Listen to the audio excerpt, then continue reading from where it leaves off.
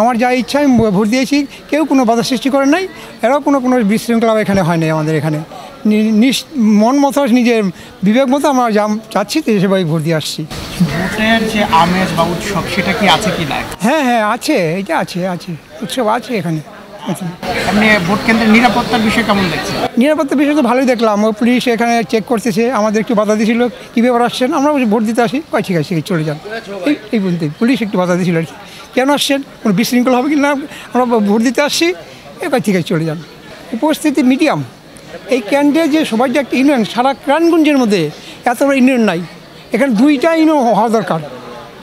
82,000 ভোটের মতো এখানে এই ইউনিয়নের মধ্যে, বুঝতে পারলেন, এখানে 2টা ইউনিয়ন হওয়া দরকার, কারণ এক ইউনিয়নে চলে না, যখন দোনোপাজি লাগবে তখন এক ইউনিয়ন চলে না, লাইন চলে যায় অনেক দূর। আমরা তো ভোট দিতে আসছি, লাইন চলে যায়, হাজার লোক সমাগত হয় এই ক্যান্ডে চুনপুরের ক্যান্ডে হাজার লোক সমাগত হয়, বুঝতে পারলেন। এর ক্যানগঞ্জের মধ্যে এটাই বড় ইউনিয়ন, এখানে 2টা ইউনিয়ন করা উচিত সরকারের।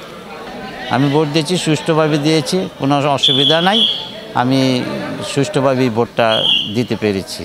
নিরাপত্তা জোরদার ঠিক আছে, কোনো অসুবিধা নেই, আইনশৃঙ্খলা বাহিনী সবাই আছেন এখানে, কোনো সমস্যা হইতেছে না।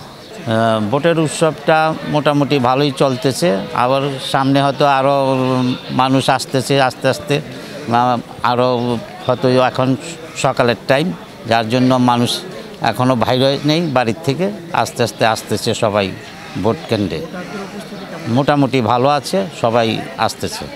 আমার কোনো বাধা বিঘ্ন আসে না, আমি নির্বিঘ্নে ভোট দিয়েছি, যাকে খুশি তাকিয়ে দিয়েছি, বাট এখানে কোনো কেউ বাধা দিতে আসেও নাই আর বাধাগ্রস্ত হয়ে নেই। আর এখন তো ফার্স্ট আওয়ারে লোকজন একটু কম, এখন মিডল আওয়ারে বোঝা যাবে কি লোক হবে কি হবে না, সেটা পরবর্তীটা বোঝা যাবে। আমি ফার্স্ট আওয়ারে এখন ভোট দিয়ে চলে যাবো আর কি দোকানে, এই কারণে একটু ফার্স্ট আওয়ারে আসি। ভোটারদের উপস্থিতি তুলনামূলক খুবই কম দেখা যাচ্ছে। তারপরে আইসা তো আগে যেমন এমপি ইলেকশনে অনেক লাইন ছিল, বাট উপজেলা নির্বাচনে দেখা গেছে যে লাইনটা নাই, এই যে আসছি ঢুকে গেছি ভোট দিয়ে চলে যাচ্ছি।